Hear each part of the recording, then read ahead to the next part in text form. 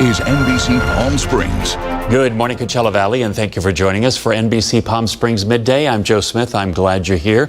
We're going to check in with Jerry Steffen right now. And Jerry, I suspect that the needle on the turntable of our weather is stuck.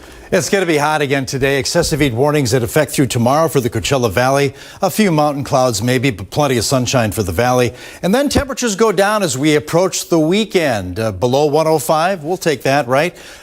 Today, temperatures are still going to be up there. 115, the forecast high for Palm Springs, under lots of sunshine. But things will change. Also, we'll look at the tropics. I got a few photos of Laura to share with you. Keep it here. All right. Thank you, Jerry. Coronavirus coverage brought to you by East Valley COVID-19 testing site, serving residents of eastern Coachella Valley. People exposed to coronavirus may not need to be tested now. The CDC updated its guidelines for testing. They're no longer recommending testing for most people without symptoms, even if they've been in close contact with someone known to have the virus. Previous guidelines said testing was appropriate for people with exposure, even if they were asymptomatic. A new analysis suggests the 6-foot social distancing rule may not be enough to stop the spread of COVID-19. Factors such as exposure time, face coverings, and ventilation need to be considered when preventing the spread of COVID. Droplets could possibly carry the virus more than 6 feet through activities like shouting and coughing. Instead, 6 feet should be a starting point. Moderna says its coronavirus vaccine candidate shows promising results in adults in a small trial.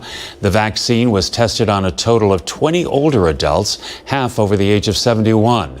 According to Moderna, the participants produced antibodies at levels higher than those seen in recovered COVID-19 patients. The results have not yet been published in a peer-reviewed journal. In this morning's You Ask, We Investigate report, a Palm Springs man has been waiting for months for his unemployment checks. He's getting no answer from the state. He says he's now owed more than $10,000. And as our Olivia Sandusky reports, this week the agency announced they need more funding to handle the influx of claims. They tell me keep checking the site, and I check it every day. For 3.5 months, John Barris' unemployment payment status has been pending. I filed for unemployment as an independent contractor when I was able to. Immediately got accepted, and they moved me up to the full amount of the $450 a week. John received checks for 2 weeks, but that stopped in mid-May when he was told there was a mistake on one of his forms. After quickly making the corrections, the payments never returned. And I tried every day to contact them, and the number nobody would answer. Page 3, call center data. In a state assembly meeting on Monday, the Employment Development Department director says 60% of calls go unanswered due to volume. That's why I want to continue to add resources, and I would like to go way beyond where we were pre-pandemic. The agency is working through a backlog of more than 1 million claims, but the director says their system is decades out of date. We've been struggling, admittedly, with reporting because of our old antiquated systems. So I'm eager to, we've already had some good conversation and a fresh look at how to report. Now people like John are turning to their local assembly members. EDD did give us a liaison within their office to work on, and that liaison has been able to clear some of the backlog. If you have not been able to reach out to EDD, then give our office a call. And let's see if we can do what we can do to help you. But with over $14,000 still pending, John says he can't afford to wait. I don't want to get to a point of being in a foreclosure on my home, and I'm doing everything I can to work, but yet, we're in an economy that's just unprecedented. Olivia Sandusky, NBC Palm Springs. If you have a story you'd like us to look into, just email us at news@nbcpalmsprings.com. You ask, we investigate. The IRS is sending out catch-up economic impact payment checks to roughly 50,000 people. 50,000 individuals had their part of the economic impact payment diverted to pay their spouse's past due child support.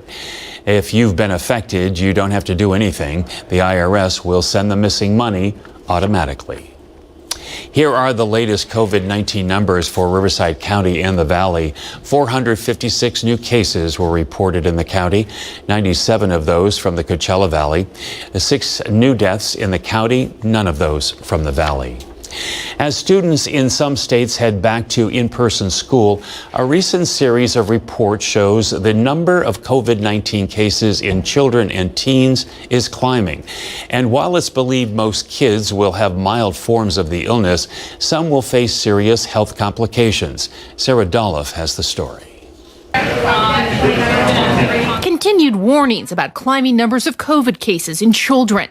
The CDC says young people ages 17 and under account for more than 7% of infections. And the American Academy of Pediatrics found cases among children went up 21% between August 6th and 20th. This tells us that children do get this disease. And the more we have community spread, the more children are going to get it. While young patients generally have mild illness, some develop severe symptoms or complications, including multisystem inflammatory syndrome in children, or MIS-C. According to the CDC, there are now at least 694 known cases of the condition in 42 states. We know these kids are extremely sick. Dr. Julisse Erdem has treated confirmed and suspected cases at Nationwide Children's Hospital in Ohio. They tend to have really severe abdominal pain, unable to function, and really intense fevers. They may have breathing problems. They may have unusual rashes, redness to the eyes. The rare and potentially deadly syndrome is triggered by exposure to COVID-19 and seems to disproportionately impact Black and Latino children. 8-year-old Jordan Hutchins spent nearly a month in the hospital. And I was worried that I might pass. Now on the mend, he returned to thank healthcare workers. His story, one of a growing number of children impacted by COVID-19. Sarah Dolph, NBC News. Now to our other top story, the wildfires in Northern California. Fire crews continue to battle massive fires burning in Northern and Central California.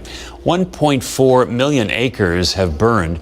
7 people are dead and nearly 13,000 homes or other buildings have been destroyed. But crews are getting the upper hand on the CZU lighting complex fire due to good weather. It's now 17% contained. Among the more than 12,000 firefighters battling the massive fires in the north are some of Palm Springs' bravest. They're on the SCU lighting complex fire. It's the second largest fire in the state's history, burning over 300,000 across the 5 counties. Now, we spoke to a battalion chief who does not want to be identified. He's a strike team leader trainee. He says being a leader on a fire like this carries extra weight. The first 2 days we were on the line almost solid for 48 hours. And I don't think I could shut my eyes. There was too much responsibility to make sure everybody was okay. He says knee-deep dry grass is making the fire very tough to control. And teams from 7 different states are also on their way to help. Crews from Utah to Texas and even Australia will arrive in the next couple of weeks to provide some relief. Now let's take a live look outside. This is our Agua Caliente Casino Cam in Palm Springs. Time to check in with Jerry for an update on that forecast. Had a couple of record high temps in the Coachella Valley yesterday. We could see that again today. It's going to be close. The record highs for both Palm Springs and Thermal 116, and we're both forecast to hit 115 today. So that'll be close, but out of reach on Thursday, although that excessive heat warning in effect through tomorrow.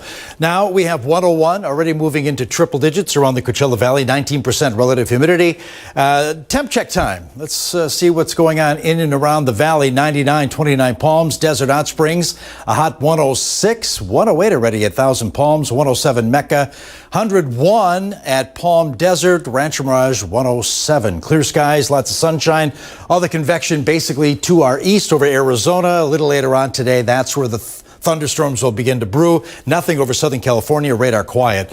As far as temps, high pressure in the upper levels, keeping those numbers well above average, about 10, 11, 12, 13 degrees above average, 114 to 117. That'll be the range of highs in the valley this afternoon. Plenty of sunshine, a few mountain clouds late today.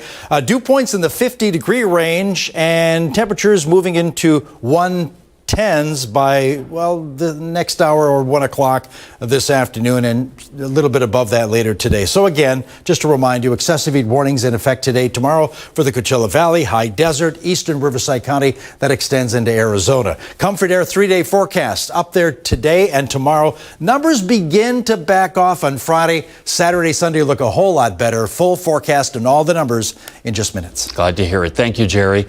College of the Desert's website and other web services have been down since Sunday because of a malware attack. Officials don't believe any personal information was stolen. COD classes begin virtually next week, and there is no time frame for web services to be restored. The Republican National Convention continues today. It's day 3 of the 4-day event. Vice President Mike Pence speaks tonight, his wife Karen as well, and the Tennessee Senator Marsha Blackburn. They're also scheduled to give speeches, plus White House Counselor Kellyanne Conway, who is scheduled to leave the Trump administration next week. And for the upcoming election, the California Secretary of State office has a new tool to make sure your ballot gets counted. Our Daytona Everett shows us how it works. Vote by mail has been a controversial topic this year. I don't like this mail-in ballot deal. Amid concerns over the financially strained post office, some voters are wondering, will my vote actually count, or will it get lost in the process? California Secretary of State Alex Padilla says California has a plan. With more people voting by mail this time than I think at any point in time in our nation's history, we thought it'd be a great tool to give voters the confidence they deserve to have in the vote by mail process. It's called Where's My Ballot? We tried it out and timed it. Here's how it works. Type in your information, choose where you want your updates, text, email, or a phone call. You can even choose limited notification hours. And that's it. Less than a minute, and our information was updated. Now we get notifications when the ballot is mailed, received, and counted. But just like a lot of things involving technology, there have been a couple of glitches. After the office of the California Secretary of State sent out an email about the tool on Tuesday morning, a number of people reported the link was broken. In response, the office said it was aware that some voters are having intermittent issues reaching the site, likely due to heavy traffic. We have since increased capacity to handle a much bigger volume. So if you tried to sign up to Where's My Ballot earlier today and weren't successful, you can go ahead and try again and sign up to receive those very important messages. So voters can have confidence this year their ballot counts. Daytona Everett, NBC Palm Springs. Today marks a historic day for women's rights. It was 100 years ago today the women's suffrage movement achieved victory as the 19th Amendment officially became part of the Constitution. The 1920 Amendment extended the right to vote to white American women. Black women did not receive full voting rights until 1964. Up next, more protest in Wisconsin. This after police shot a black man multiple times in the back this past weekend. Stay with us.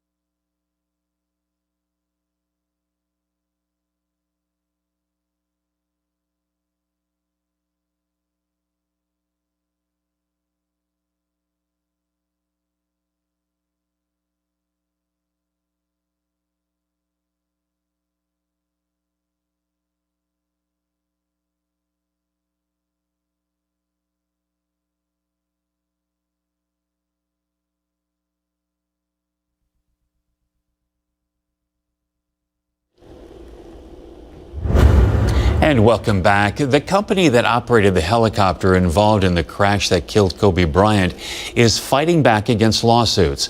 They filed their own lawsuit saying air traffic controllers are to blame for the crash. The suit says the crash was caused by, quote, a series of erroneous acts and or omissions by a pair of air traffic controllers. A possible break in the case of a missing Fort Hood soldier. Police in Temple, Texas say they found the body near railroad tracks on yesterday afternoon. It's believed to be Sergeant Elder Fernandez, who was last seen August 17th. Now, prior to disappearing, Fernandez claimed he was the victim of sexual abuse and assault. Fernandez's disappearance comes nearly 2 months after the remains of Houston's Vanessa Guillen were found.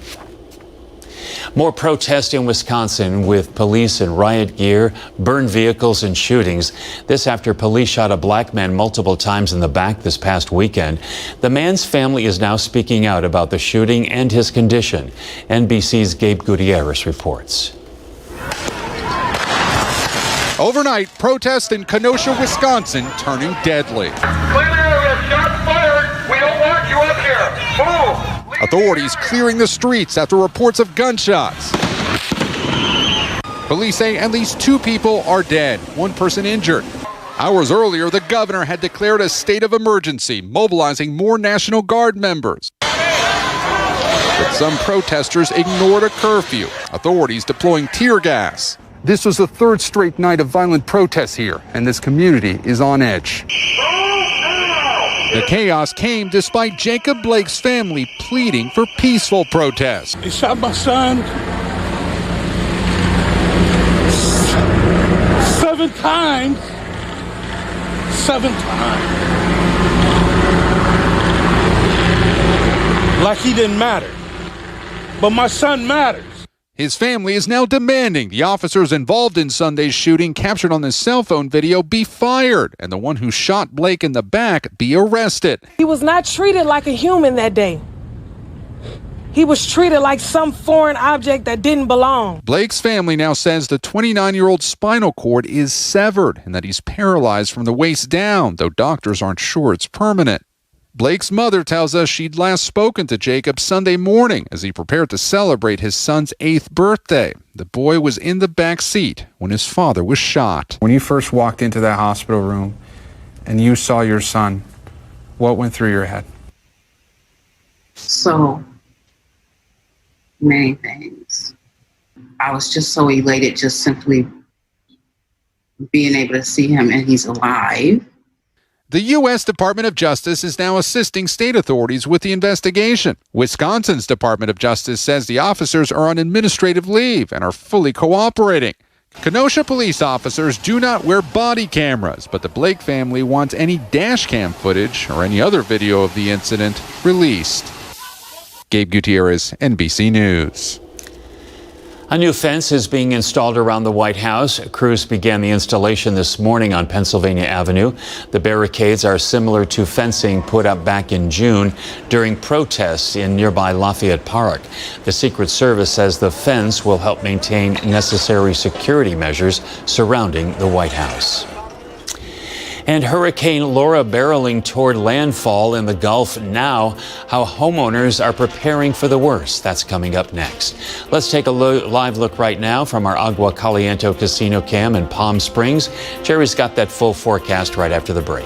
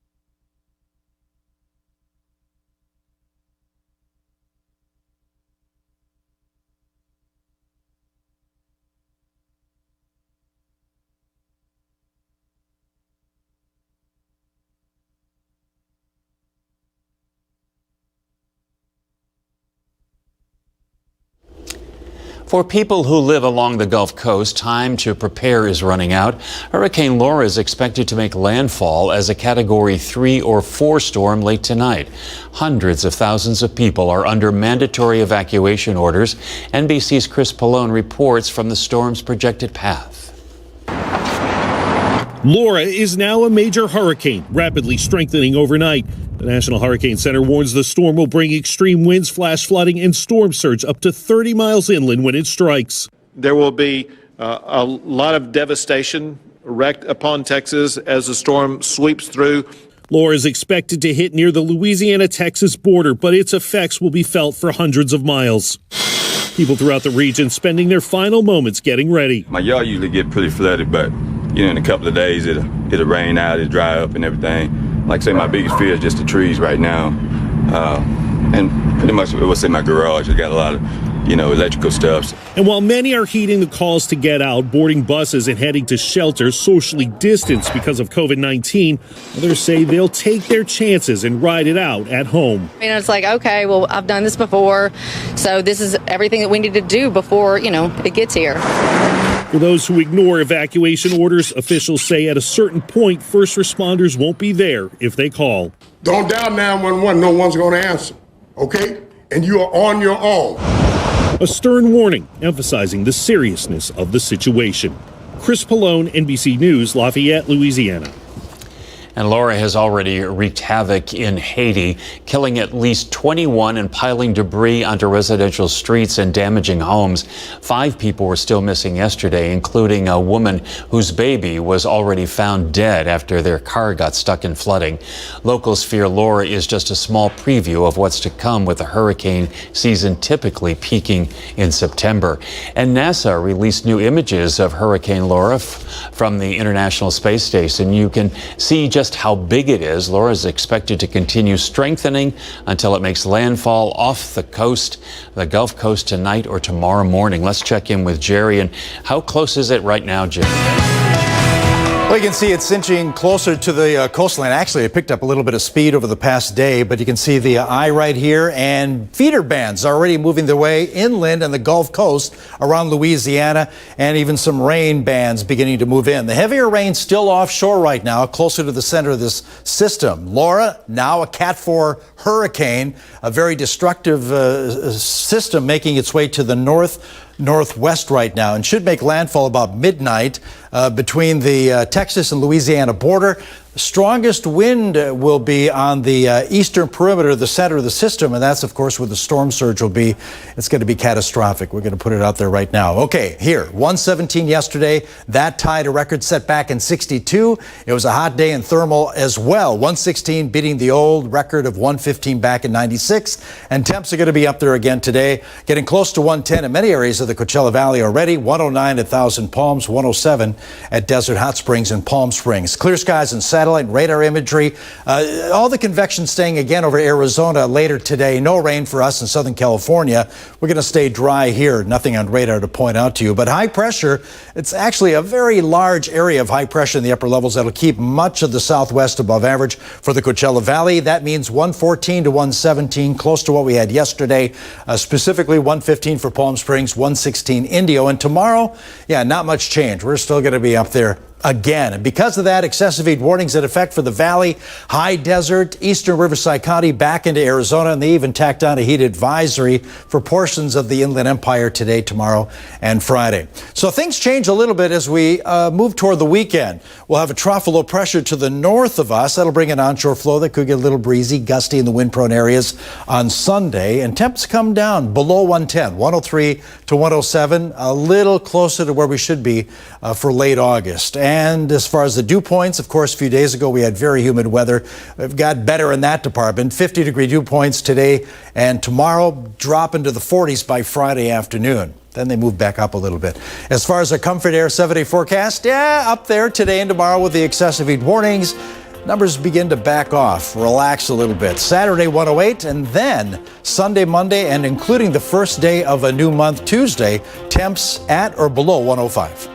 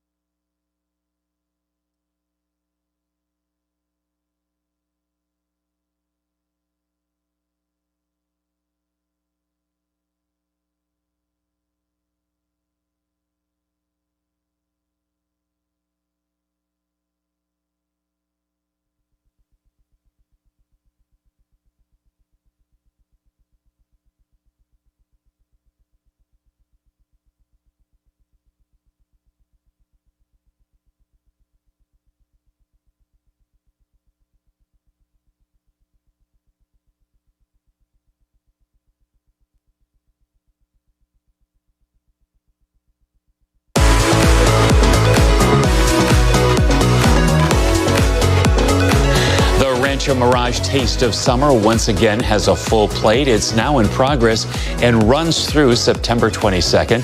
This year will be a little bit different. There'll be takeout and patio dining where available. It's a chance to support your favorite spots and at the same time support local jobs. Here this morning is Katie Stice with the Rancho Mirage Chamber of Commerce with the details. Good to see you, Katie. Good morning. How are you today? I'm doing fine. This is the 5th year for the Taste of Summer. This one, as we pointed out, is going to be a little bit different. How? That's right. Well, without in dining, it is different, but we still wanted to have the event to support our restaurants, especially this year, especially during the slow time. So it's a takeout version, a patio dining version.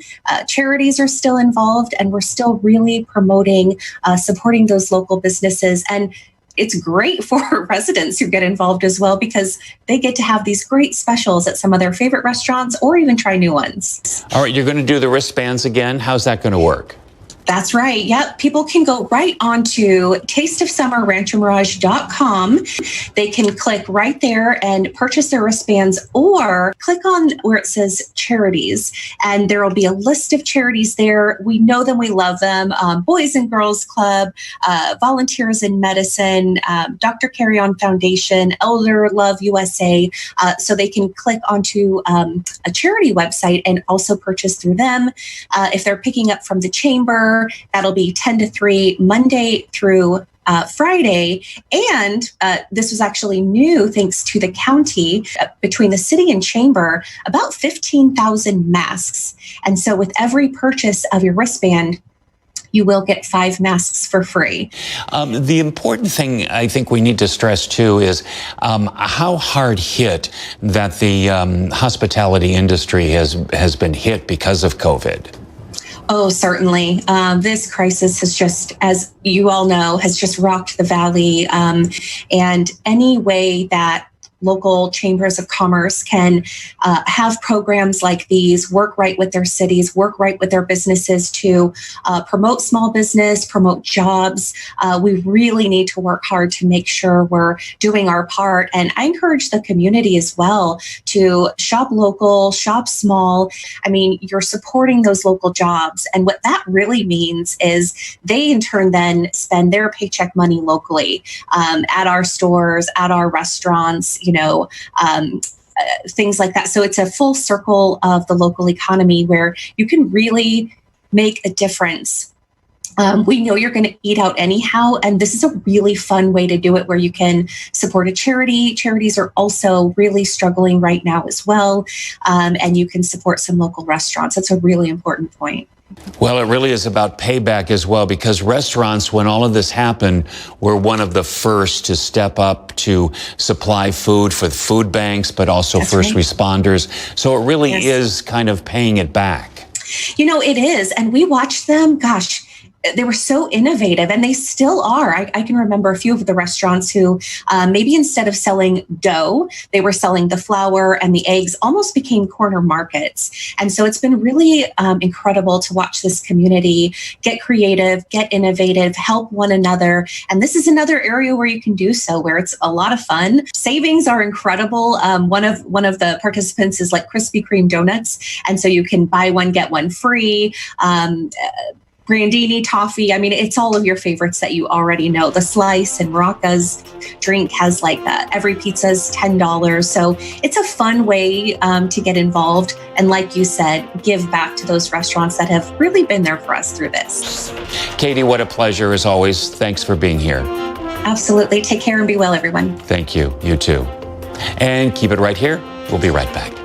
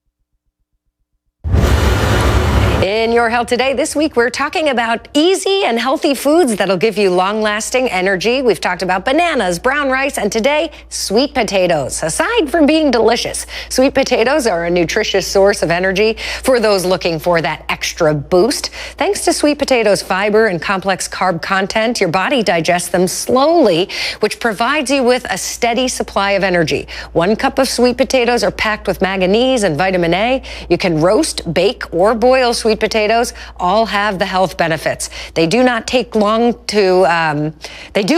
time to cook, excuse me. This is not a quick snack to make. My favorite, though, are baked sweet potato fries. You avoid the deep fry. You just pop them in the oven, roast them, and they are absolutely delicious. That's what's happening in Your Health Today. And now a look at some consumer news. Bed Bath & Beyond plans to cut 2,800 jobs. This as part of an accelerated restructuring plan. Officials say their restructuring move could bring nearly $150 million in annual savings. Bed Bath & Beyond's president says the reduction is critical to rebuilding the foundation of our business. Now, Facebook attempting to make shopping a little easier with an app. It's called Facebook Shop, a tab where you can find products and buy them within the app. Facebook is also expanding its Shop's products, which lets people sell items on Facebook and Instagram. Sellers will now be able to communicate with customers through Messenger and Instagram Direct and host live shopping events. And for the first time, McDonald's is spicing up a classic fan favorite, spicy chicken McNuggets and mighty hot sauce. McDonald's is also introducing a new Chips Ahoy McFlurry. Both will be available September 16th for a limited time at participating restaurants nationwide. SeaWorld San Diego will partially reopen later this week. Friday, the park will open its doors to guests for what's called Zoo Days, barbecue and brews. Now, the park's outdoor areas will be open, but indoor areas and rides will remain closed. New health and safety regulations will be in place, including temperature checks and face covering requirements for all guests. As we head to break, let's take a live look right now at our Walter Clark Highway 111 camera. Jerry's got your full forecast after the break.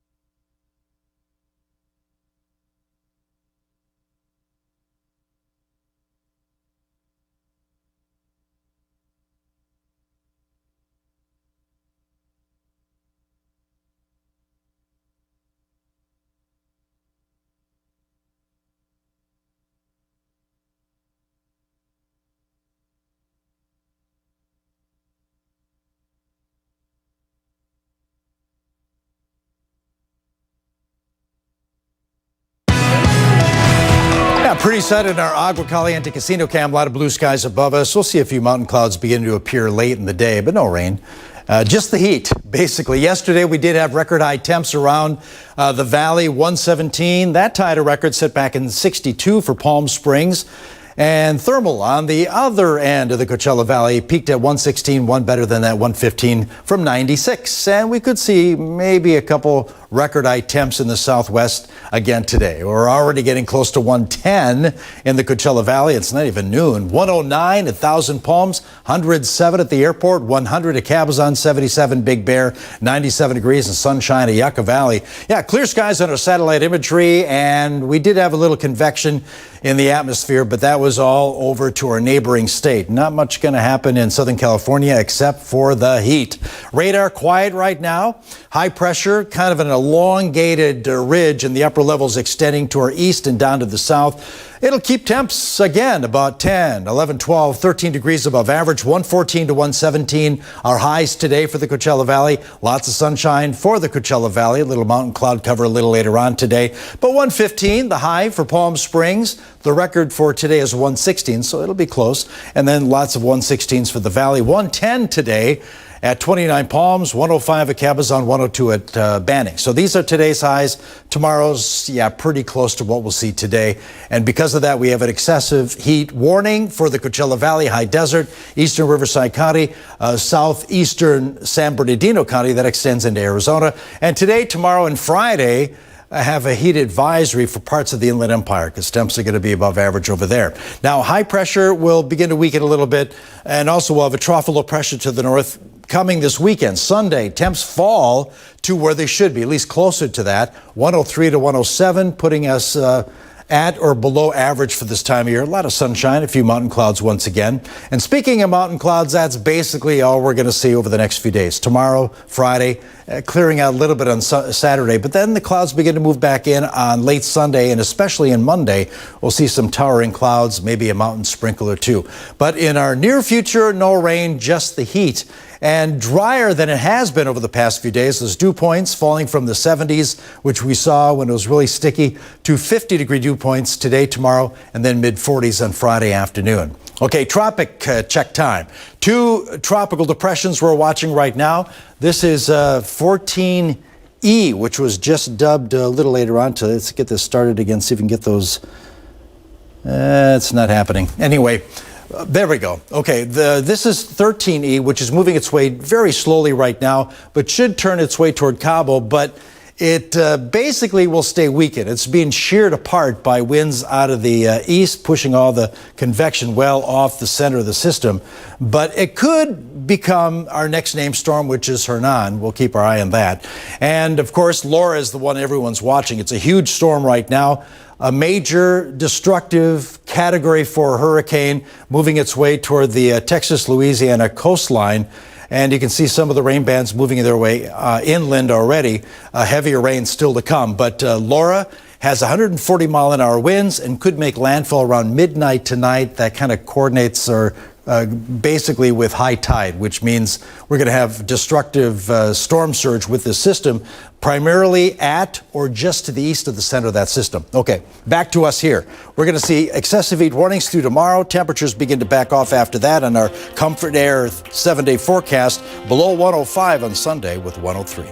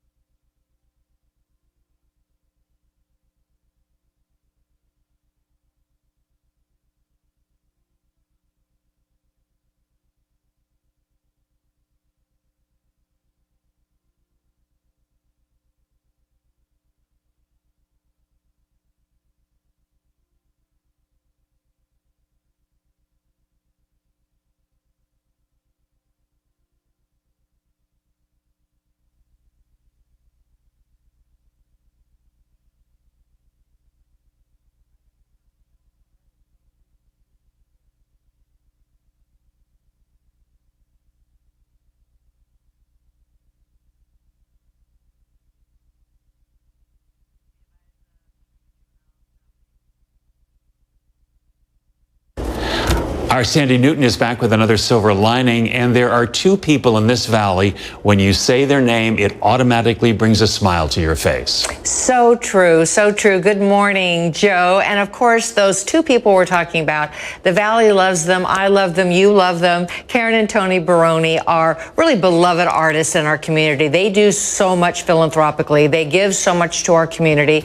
And now during this pandemic, of course, artists are trying to scramble and figure out what to do. They have come up with an incredible idea that will allow both locals, tourists, and people around the globe to view all 26 of their sculptures in 19 different locations from Palm Springs all the way to Indio around our valley, thanks to a free app. You know what's great about them is as soon as you see what they've done, you know exactly that they did it. That's so true. And you smile. And they talk about that, how they just really love to bring joy to people. And, you know, they do say that art does spark joy. It's such an important part of our culture, and how wonderful for them to offer this app. You can get in the car and take a drive and go to all the locations, or you can do it virtually online, which is where hopefully people around the world will be able to access their great sculptures. All right, let's pause now for a couple of smiles.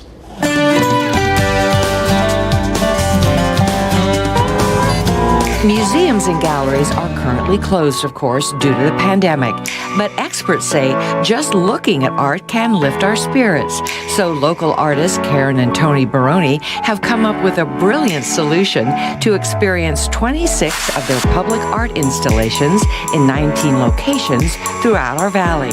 They've created a new free app called the Baroni Coachella Valley Art Tour. And you can take it virtually or get in your car for an incredible and socially distanced guided tour. And it seemed like such the right timing, because so many people have so much energy and art is such a part of their life, and they really haven't been able to go to museums, go to galleries. So we decided that we would take our time and dedicate it to putting it in an app, a free app, that anyone can take the tour either on their phone, on their computer, or by actually going to what constitutes 26 works of Karen and Tony Baroni art in the Coachella Valley, starting in Palm Springs and going all the way to Indio. If you take the entire tour and you stop 10 minutes at each of the 19 locations, it's a 4.5-hour adventure. You could do it over a day or two. In fact, we even halfway point is Aqua, the restaurant where we did the 50-foot sculpture. And so it's planned that you could actually stop midway and have lunch at Aqua and then keep going. Dance with the rabbits, you know, take selfies, dance with as many of our sculptures as they see. A number of them are on private property, but they're right in front. What I love about this is that we all know that art inspires and art uplifts and art educates. But of course, with the galleries and museums closed, what a perfect opportunity to be uplifted during this time. And our valley is so beautiful. I had no idea you had 26 sculptures in 19 locations. That's amazing to me. We didn't either. I felt the same way. We didn't either. Palm Desert has been an incredible supporter of the arts, as we know, and they're especially supportive of this. And this is a joint effort for a lot of people, the landlord owners, the people who are renting the property, the city, every aspect. It's a big undertaking. You're going to have people in Paris and Spain and England visiting the Coachella Valley virtually. And you're going to have tourists that are going to be able to come here, and they can't go to the galleries, they can't go to the museum, but they can go on a Coachella Valley art tour. And I'm even thinking for some of the students who are working remotely from home and virtually from home, what a great way for their parents to give them a little art education throughout our valley with this app. Oh, what a nice thought. Great thought. That just gave me the chills. Thank you for thinking that way. As you know, Sandy, we're very much about public art in public places. and bringing art to everyone, young, old, everyone, and bringing art and smiles. That's for sure. You can access the app by going to baroniart.com. And while you're there, check out Karen's amazing videos that she creates every week. You'll find art and smiles for miles. For NBC Cares Silver Linings, I'm Sandy Newton.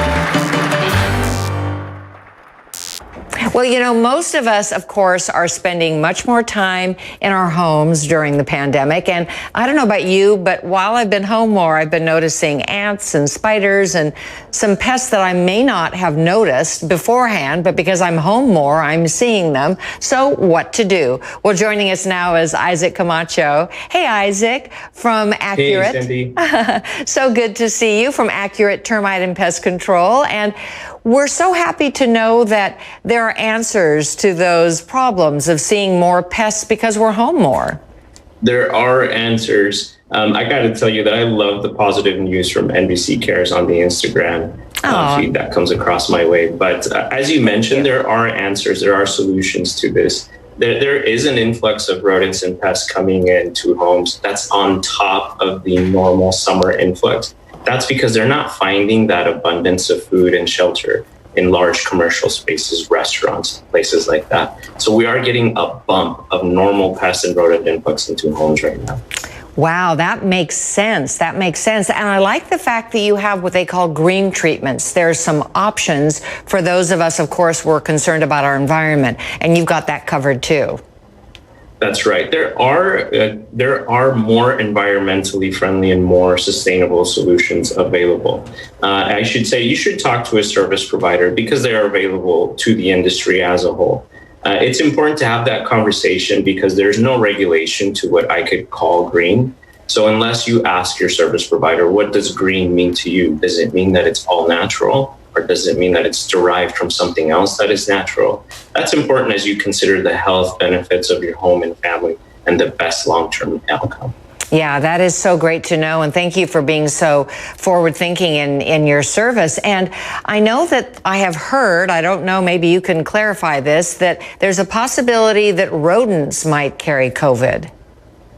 They have. There is a rodent strain of coronavirus that has been around for a long time, for decades actually. And that is why pest professionals, whenever they have dealt with a situation of bio-waste derived from rodents, they've been performing rodent strain coronavirus disinfections. What we as an industry were trying to prevent was the eventual situation where that virus is going to evolve and inflict humans, which is actually what we're dealing with now. Oh, that's great. And of course, I'm assuming services are safe for kids and pets, because now we know the kids are in the home all the time as well, and our pets. So we want to make sure any service we bring into our home is friendly to children and pets as well. That's right. You want to have that conversation with your service provider to understand how it affects the environment as it is applied and how it might affect your family when it's being applied. Make sure that you do a little bit more digging than just checking the box of them saying that it was green. Sure, that makes sense. And I know we're still in the dog days this summer, but soon we'll transition into fall and then winter. Is there a seasonal aspect to pest control? There certainly is. Right now, you're probably going to see a little bit more ant movement. As it gets hot, they're looking for water. They move inside. And then closer in the fall, you're going to see spiders usually follow ants, small bugs.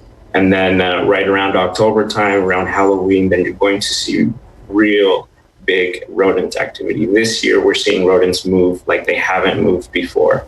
And so I'm predicting that this October, this fall, you'll see a bit of rodent activity in homes.